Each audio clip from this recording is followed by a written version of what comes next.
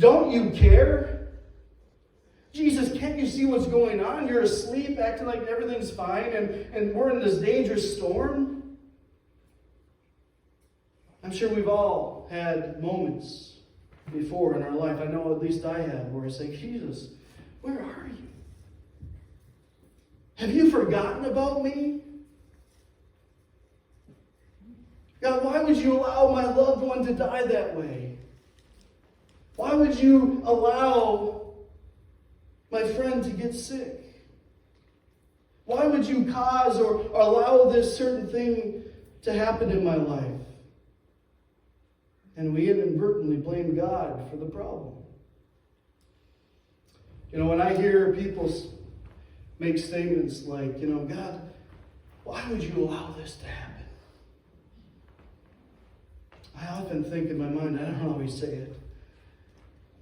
I often will think, well, why not? Why not us? Why not you? Don't take that the wrong way. That sounds kind of cold, but the reality is neither of us, you or me, anybody, has any promise of a carefree, stress-free, problem-free life. Jesus said it best, in this world you will have trouble. And so often we overreact instead of pray, and we doubt, which may lead us to blame God. And I'm not saying you can't ask God why. I've asked God why many times in my life. But the point is, we should not be driven to anger and blaming God for our problems in our life that happen. Even to the point of saying, I'm walking away from God. I'm done with God. If you want to know my honest opinion as to why that happens, why I hear it all the time. Not necessarily in people I know, but I see different things online and hear stories. Why do so many people, why do they, they blame God, and then they'll say, I'm done with God altogether, and they leave the faith. There's a few ideas, I would say number one, prosperity teaching, I think is partially to blame. The teachings that say, if only you had enough faith. If only you could have done this more. If only you could have prayed more. If only maybe you should have sowed more seed financially, then God would have answered your prayer. I'm here to tell you this morning that type of thinking and belief is flawed. When you have the thought of, I guess I should have prayed more, I guess I should have had more faith, you know what that does? That makes a miracle dependent upon us and what we do rather than on God. Yeah. The thing is I've known people who have prayed their heart out. They fasted till the very end and they do not get a miracle. But I've also known some very well-meaning Christians who honestly, they don't really believe healing is for today. There's some denominations that they don't believe, that healing is for today. That was more of a biblical precedent or thing that happened in the Bible times, and not normative. But we as a church, we believe that healing is for today. But I've known people who don't really believe in healing, divine healing, and then they do receive a miracle.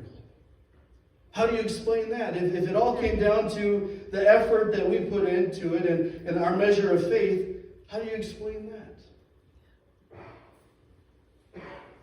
I also think that in the church today there's a lack of teaching, a lack of theology and doctrine of suffering and the sovereignty of God. Let's just be honest, none of us want to think about pain. None of us want to think about suffering or death.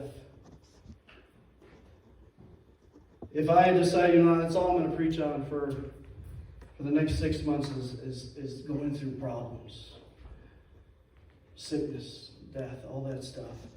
Initially, we say, okay, yeah, I think that's good for me to hear. But honestly, I think we're like, I've heard enough. All right, we don't like to think about that type of stuff. And sometimes with the avoidance of of those possibilities of thinking about those possible outcomes in life, mixed with knowing that, hey, Jesus died on the cross for my sins. He died on the cross for mankind. That sometimes we think, oh man, we're not going to face any problems. He saved me, right? Yeah, He saved our souls, of course. But then when we go through something tragic, we aren't prepared and our faith isn't ready, and suddenly we doubt God or even our whole belief in Him in the first place. I remember my mom in the hospital. I know throughout the last few years I've shared a story about my mom and her struggle with her health. But I remember when she was in the hospital, just what would have been just the last several days before she passed away. And I remember and I'll say this, we believed in healing. We believed in her healing to the very end. And we as a church believe in divine healing. It's an integral part of the gospel, okay? Deliverance from sickness is provided. That's part of the atonement of Christ, part of why He died on the cross. It's a privilege for all believers. And with my mom, we prayed, we fasted, we did everything medically possible. And I remember just the few days leading up to her death, a pastor, a very well-respected pastor by my family, came into the room. It was just me and my dad. And he came in to pray, and many pastors came in to pray. But as we gathered around my mom and we started to pray, he asked a question before he prayed that really began to really shake my whole theology of healing, of the sovereignty of God. And the question he asked is this. He said, so how are we praying today? How are we praying? And I remember looking up and thinking, excuse me? What did you just say? Well, we're praying for our healing, of course. But it really got me thinking and shook up my perspective on healing and suffering. It's not that pastor didn't believe in healing. I think when we approach healing, when we approach sickness, disease, there's this part of us that says, we're not even going to think about the possibility of God not healing on this side of heaven. But I think we need to have a right perspective. The reality is we can believe and know, God, you can heal this person of this sickness of disease. We believe you can protect and provide, but also know, God, you are sovereign. And the reality is God may choose to heal someone on this side of heaven, on earth, or He may choose to heal someone in eternity with their new heavenly body. And I think that pastor was asking that question out of an abundance of respect, but also knowing that, yes, God can perform a miracle up until the very last breath. See, a healthy doctrine of healing and suffering and death is believing God can heal and turn things around till the very end, but also knowing that God is sovereign, He is righteous, He is holy, and He is just. It's knowing that, God, I know you can heal on this earth, or by giving us a new body in heaven. It's saying, God, your will be done. It's saying, God, we believe in healing until whatever answer comes. For my thoughts are not your thoughts, neither are your ways my ways, saith the Lord, as we see in Isaiah 55. Sometimes when it comes to death and suffering and pain, we forget about the consequences of living in a sinful world, and that reality. The consequences of our humanity. Since the fall of Adam and Eve, we live in an imperfect, fallen, sinful world. And because of that, we are going to experience that in our imperfect bodies. There's also the consequences of sowing and reaping. If you sow seeds of sickness by your eating habits or lifestyle and get sick on your deathbed as a result, man, you're reaping the consequences of that. Sure, God could even heal that, but you know what I'm saying? We live in a flawed world. There's also the consequences of sin. If you sow seeds of sinfulness, for instance, adultery, it's going to affect your marriage. You're not going to have a good marriage. If you sow seeds of substance abuse, it's going to ruin your health.